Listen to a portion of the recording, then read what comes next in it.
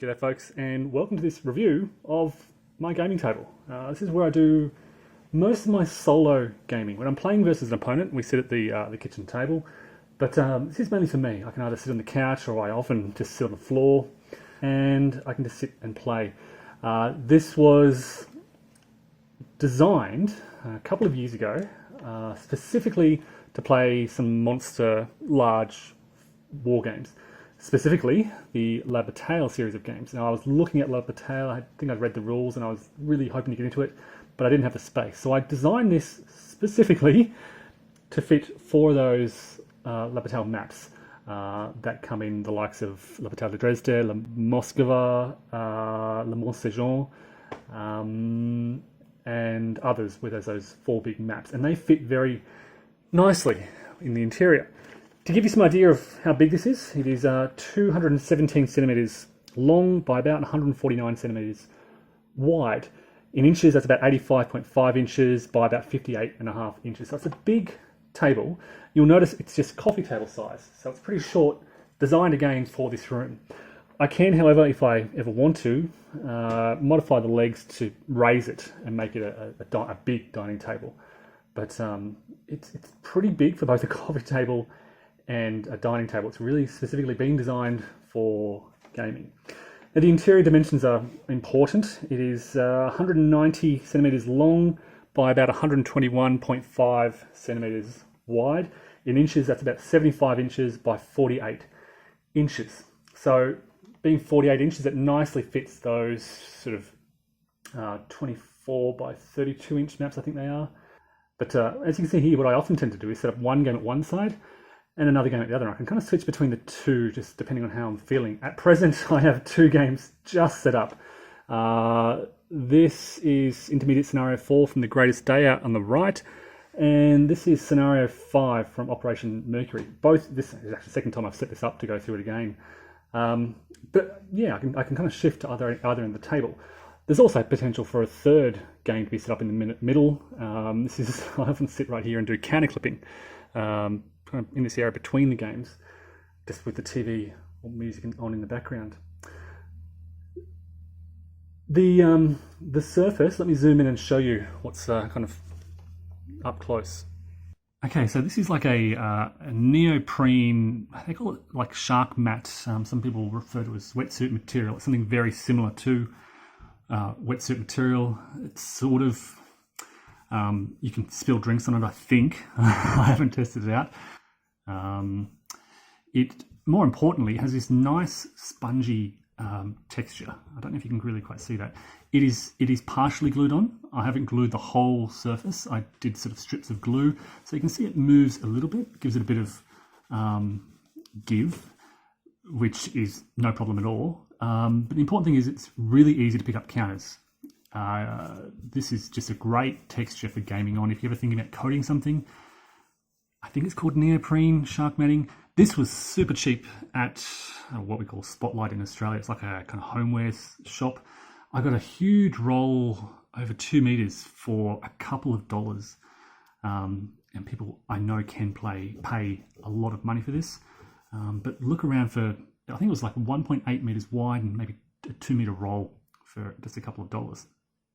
Now, to cover games where I'm using paper maps, I use this 3mm plexiglass.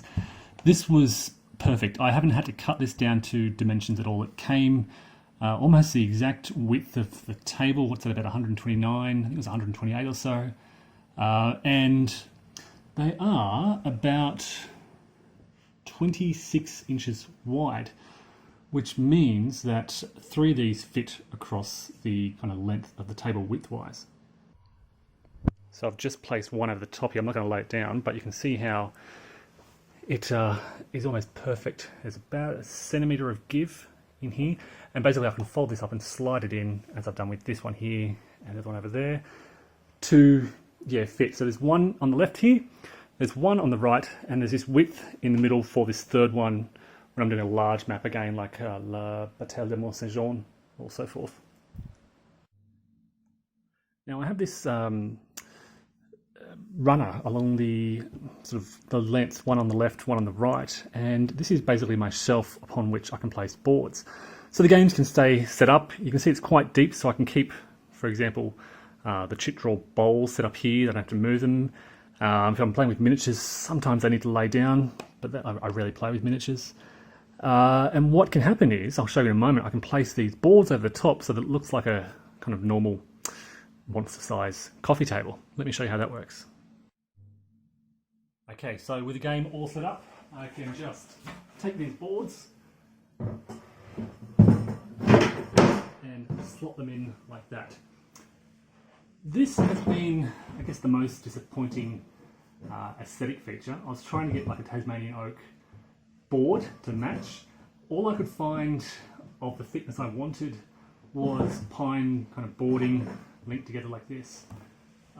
3 of these cover the surface of the table, and I have these little kind of separators. I'll show you how these work in a moment. So I'll put 2 of these boards in,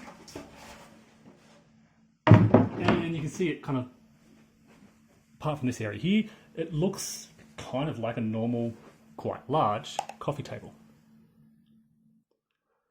Now if I'm just playing sort of Operation Mercury, for example, I can just take off this board, sit down and just sort of play in this area. It's not hard though, just to remove those top covers and access the whole table.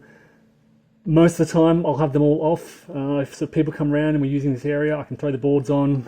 It serves as a large coffee table. We can throw pizza on there, whatever we want. We can eat around here.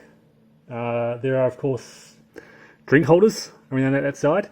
These have rarely been used as drink holders. They tend to be sort of tweezer holders or marker holders. Most of these actually contain various markers of some sort. So just a view from below to give you a look at what's kind of under the hood. Tasmanian oak, this is construction hardwood, so it is very heavy. I wanted that really solid base. And this was a late addition. This only appeared perhaps a year or so ago. When playing these large monster games, there's often extra space needed for charts and the like. And so I put this in just with some spare wood to create this separate sheet.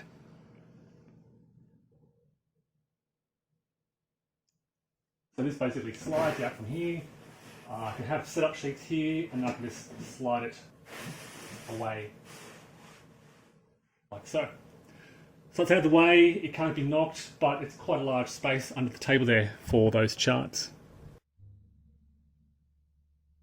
So I'm a complete amateur when it comes to woodworking. I've completed a few projects. I've built a deck, I've built a cubby house, I've built some retaining walls, but this kind of fine cutting required for this kind of stuff was all very new to me. As such, if you kind of look closely, you'll notice a lot of bad cuts, rough cuts, certainly the poor staining. The finishing was really disappointing. It didn't turn out how I wanted it to.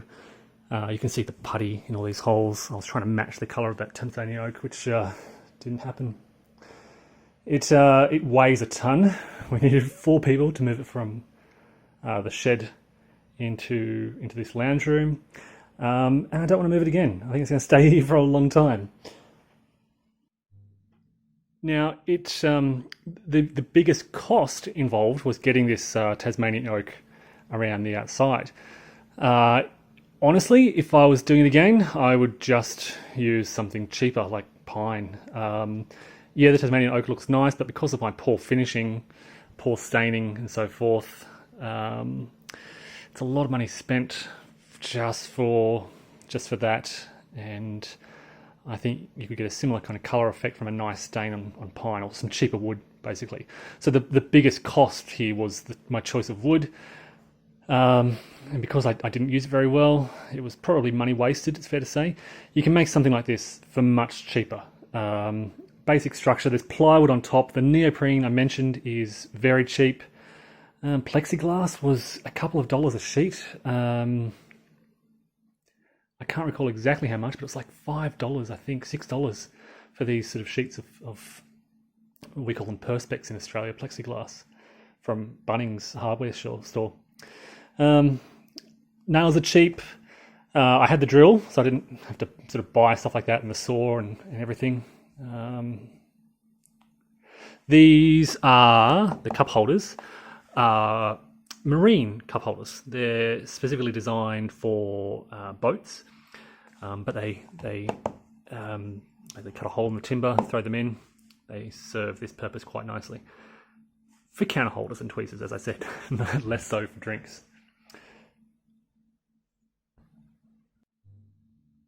So there you go. That's the table over which I do most of my solo gaming. As I said, if I'm playing a two-player game, we go to the kitchen table.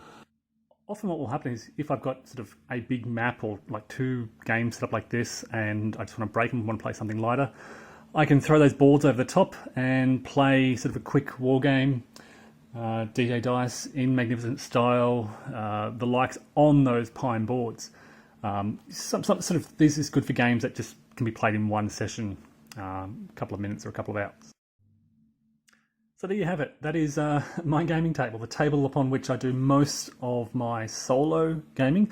As I said earlier, most of my 2, 3, 4, 5, 6, 7, 8 play gaming is done at a kitchen table, but this is where I can come and sit on the couch, relax, and yeah, chip away at these big games.